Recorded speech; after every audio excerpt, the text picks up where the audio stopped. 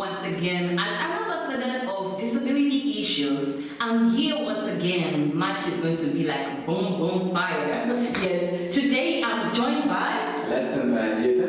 Laston Balanjeta. He is visually impaired. Let's just hear the background first of Laston Balanjeta. Okay, in fact, I was not born blind. I was able to see in my first 2 years, and after that time, I only lost my other sight. I was able to see, but very little though. But after some years, the sight went off, and then I joined the Braille schools, and that's why I've developed myself up to this point.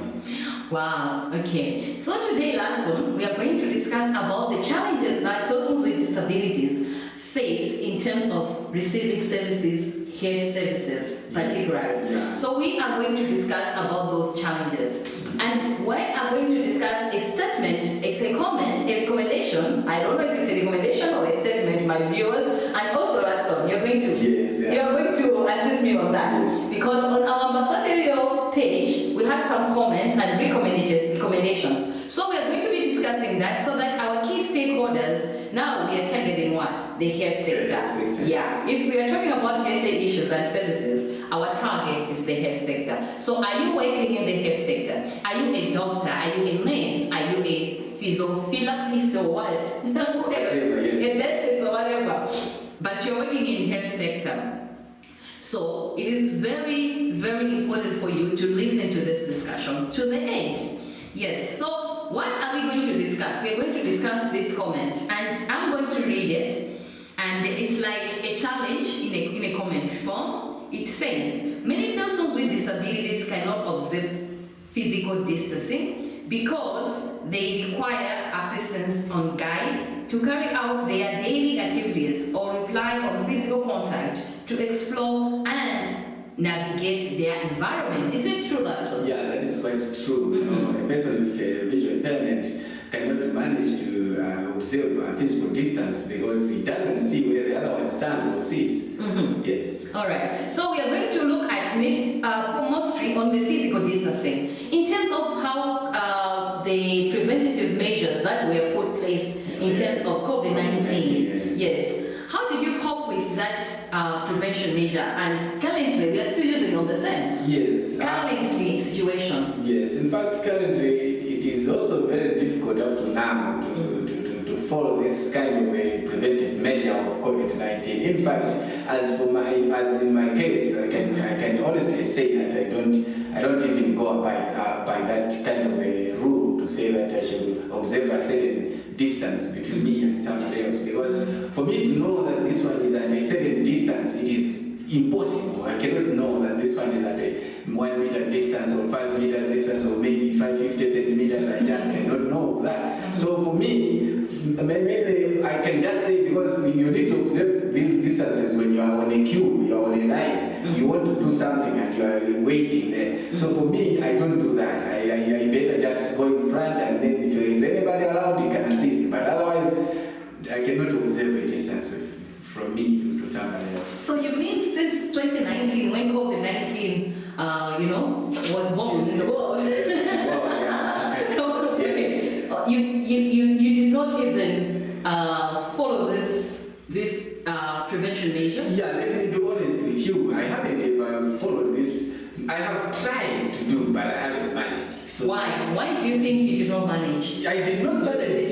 I did not manage simply because I could not detect where my other member is, my next member is. I cannot tell, and I cannot determine to say this is a 1 meter distance. And if it is possible for me to say this is a 1 meter, that means I'm able to see the other one. Yeah. So I can't see the other one, then I cannot know the distance. Okay. So in terms of your mobility or in your daily activities, how do you move? Like, do you only depend on your white cane? Because I can see your white cane in your hand. My white cane, I do use it. I do walk with it everywhere I'm going. I do go. I don't necessarily need guidance. Mostly, I do manage by myself. But when it comes to this kind of observing the distance between somebody and somebody, that is totally different. Because as I am walking, I don't use sight. I use senses. So when I'm on a queue to say let me observe the distance, it is difficult for me to use the senses as well. Because the senses cannot detect the distance between somebody.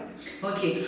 To me, I believe it's the same. Because Unless you have somebody to guide you on the queue, and then it will mean that you and the one guiding, you're not going to be at a 1 meter distance, you're going to be close. But to the rest, you're going to keep the distance. But if there is not even somebody to guide you, it is not possible for somebody who doesn't see to determine that this one is a distance, this one is a 1 meter distance. Or to say that if somebody is at a 1 meter distance and then he has moved, and for you to realize that my friend has moved, it is impossible. You cannot know unless you are told. And when you are told somebody has moved, you can move forward. You can move forward, but you cannot know how many meters have I moved. Have I moved 1 meter or 0 meters? Or I don't know. Yes, so it is quite impossible for mostly a deaf blind person. To me, I can say it is better off because I hear. I have the sound. I can get the sound in my ears.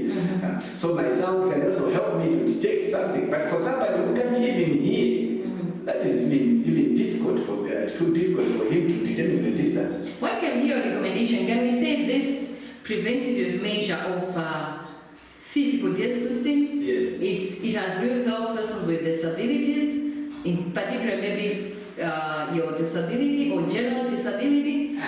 To me, I cannot say it has helped us. No. To us, with visual impairment, I can exclude myself into that, and this hasn't assisted me because I haven't been ever able to follow this kind of a rule.